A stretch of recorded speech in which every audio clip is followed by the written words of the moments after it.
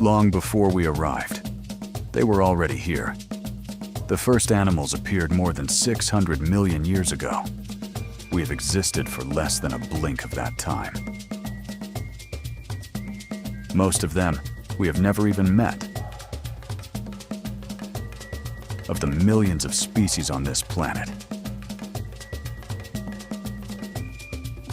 the majority still remain unnamed, unknown, unseen.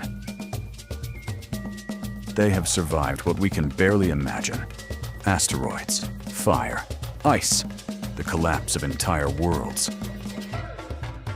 And still, they returned.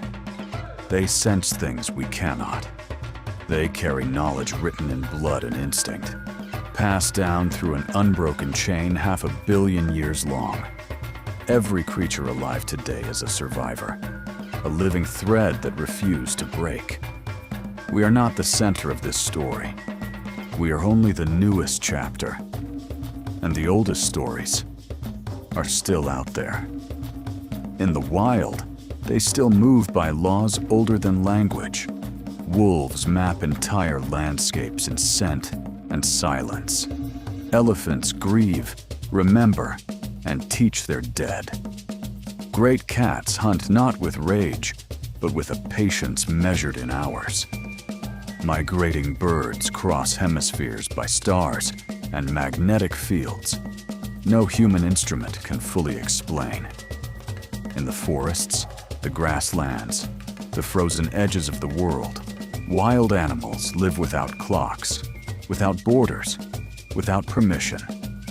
They raise their young in storms.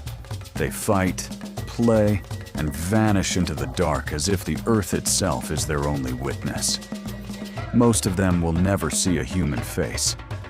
Most of them do not need to. Their knowledge is older than our cities, older than our gods, older than the idea that we stand above them. They are not waiting for us to understand.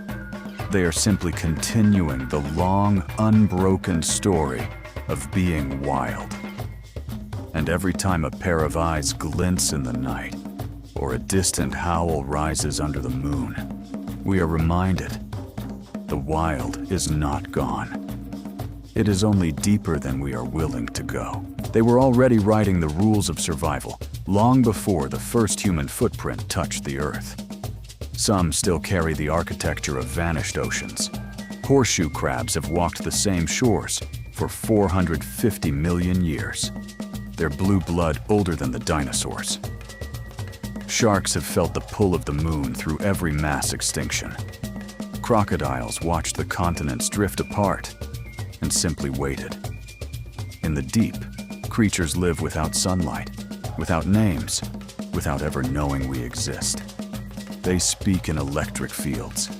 They see in wavelengths we cannot imagine. They remember migrations written into their bones centuries before our oldest myths were born. Most of life on this planet does not care that we are here. It continues its ancient conversation in the soil, in the dark, in the crushing pressure of the abyss. We measure time in years. They measure it in epochs. And every time we think we have mapped the living world, something older, stranger, and more resilient reminds us we are still only guests in a story that began without us and will continue long after we are gone.